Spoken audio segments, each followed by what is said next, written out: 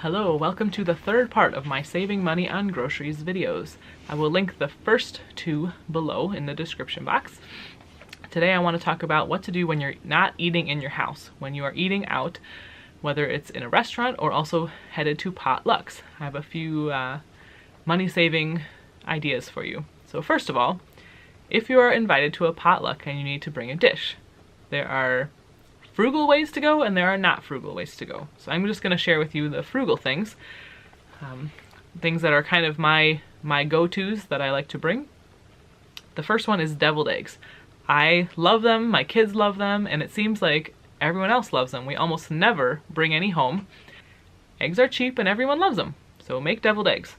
Next is coleslaw or a 7-layer salad, things like that. Especially if it's garden season and you can get a cabbage or lettuce for free from your garden, then that makes it wonderful. Next is a pasta salad or potato salad. Noodles, potatoes, those are all frugal things. Any casserole that you could make for dinner can also translate into something good for a potluck. One idea that I wrote down was baked spaghetti, if you know how to make that. Also, muffins go over well, especially if you make them small, so kids can just grab a small one, then they'll go farther, and they're fairly cheap if you make them from scratch. And also desserts, like I mentioned in my previous video, cake mixes and brownie mixes are usually only $1. You add a couple eggs and a little bit of oil and then you're good to go. Or also something like apple crisp, if you get apples in season. Then you just throw on an oatmeal topping. You have to spend a little more money on the butter, but other than that, it's a fairly cheap dessert to bring. A couple things that are more expensive or really expensive would be like a meat and cheese tray, or sometimes a fruit tray can get really pricey because you're buying all the fruit. But especially if you are going to the store to buy those are crazy expensive. So if you're on a budget and you need to be frugal, stay away from those. One healthy, cheap side dish is coleslaw. So I have about half a cabbage chopped up and 1 carrot. And then I'm going to make a dressing out of, this is just mayonnaise or Miracle Whip fake stuff, generic.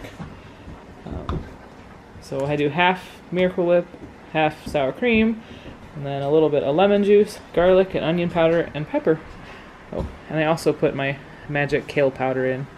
Just about everything. Little extra health benefits there. This is how I cook. I've got a blob of the Miracle Whip. There's a blob of sour cream. Can you have I just Mom, pour in a little bit of lemon juice. Maybe a tablespoon, maybe I put a little bit more in. Mom, what are you gonna have? Doesn't matter right now, Matthew. Mom. Throw in some garlic powder. Mom, what are you gonna have? What color? I'll do any color you want. We're gonna play croquet in a little bit, so Matthew's getting things ready. There's my pepper.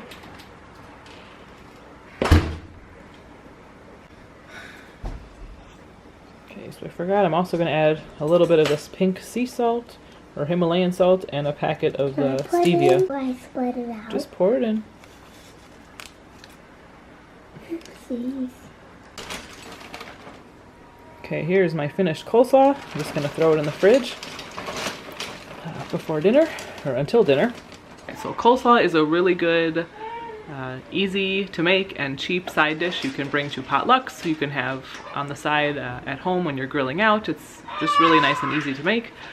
I think I paid about 60 cents for that cabbage and I only used half of it. I only used 1 carrot and maybe $1's worth of sour cream and the mayonnaise together. Really not very much. A few spices and a little bit of lemon juice really only cost pennies. So I probably made a whole bowl of coleslaw for about $1.50. All right, next up is going out to eat. We have 6 kids, so we do not go out to eat very often, but we do occasionally. So the biggest, most common place that we go out to eat right now is Little Caesars. It's not actually like, it's not a restaurant, but you can go pick it up and then we'll take it to a park and we'll be able to eat. This is almost always just me and the kids during the day. If we're out and about or we're meeting friends, I just want something quick. It costs $5 for a pizza, so I can get 2 pizzas for $10 and it will feed all of us, which is a really great deal. The next place is McDonald's. My kids are still mostly little, they still love the playland, and sometimes it's just nice to be able to get out and play with them. So at McDonald's we try really hard to just stick to the dollar menu. I do have, well, almost all the kids except for the 2-year-old want 2 sandwiches. Kayla wants 3, so we can't get out of McDonald's without spending $25 for our family, which is kind of high, which is why we've been going to Little Caesars a lot more frequently. So if we are going to splurge, we usually go to a place that has a buffet because the kids can get full and they're not complaining. It's really frustrating if we go and spend money on a meal and then they don't get enough food and then they're complaining. Also, with lots of little kids, a buffet is nice because they can get their food right away and we don't have to sit there and wait. So we like to go out for Chinese, and we also like to do Pizza Ranch, which is like a pizza chicken buffet. But we do try to only go on the days when kids eat free or kids eat cheap. We did recently also go to Golden Corral, but it was a night when kids were 99 cents. So that was a much better deal. And when you do go out to eat, we all drink water, except me, occasionally.